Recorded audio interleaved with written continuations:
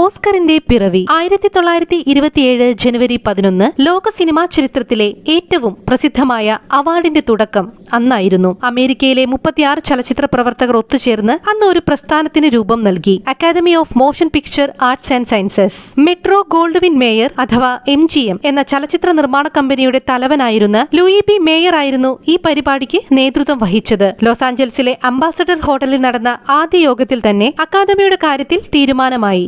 അക്കാലത്തെ പ്രശസ്ത ഹോളിവുഡ് അഭിനേതാക്കളായ Douglas Fairbanks, Mary Pickford, Conrad Nagel, Richard Barthelmess, സംവിധായകരായ Frank Lloyd, Raoul Walsh, Henry King, Fred Niblo, art director Cedric Gibbons തുടങ്ങിയവരും യോഗത്തിലുണ്ടായിരുന്നു. Cinema രംഗത്തെ സാങ്കേതിക വിദഗ്ധരുടെയും അഭിനേതാക്കളുടെയും എഴുത്തുകാരുടെയും സംയുക്ത സംരംഭമായിരുന്നു ഈ അക്കാദമി. 1927 മാർച്ച് 19 അക്കാദമിയുടെ ലക്ഷ്യങ്ങൾക്കും പ്രവർത്തന ശൈലിക്കും അന്തിമ രൂപമായി. സിനിമയെന്ന മാധ്യമത്തിന്റെ കലാപരമായ മേന്മയെ പ്രോത്സാഹിപ്പിക്കുക, അതിനായി പ്രവർത്തിക്കുന്നവരെ അംഗീകരിക്കുക എന്നിവയായിരുന്നു അക്കാദമിയുടെ മുഖ്യ ലക്ഷ്യങ്ങൾ. 1927 മെയ് 4 ഹോളിവുഡിലെ ബിൽറ്റിമോർ ഹോട്ടലിൽ അക്കാദമിയുടെ ഒരു യോഗം നടന്നു. അതിനുശേഷം നടന്ന വിരുന്നു സൽക്കാരത്തിനിടയിലാണ് പ്രസിദ്ധമായ ഓസ്കാർ ശില്പത്തിന്റെ പിറവി. MGMന്റെ ചീഫ് ആർട്ട് ഡയറക്ടറായിരുന്ന സെഡ്രിക് ഗിബൺസ് ഹോട്ടലിലെ ഒരു മേശവിരിയിൽ പെൻസിൽ കൊണ്ട് വരച്ച ചിത്രമാണത്. 5 ദ്വാരങ്ങളുള്ള ഒരു ഫിലിം റീലിൽ ഇരുവശവും മൂർച്ചയുള്ള വാൾ പിടിച്ചു നിൽക്കുന്ന ഒരു യോദ്ധാവിന്റെ രൂപമാണ് ഗിബൺ വരച്ചത്.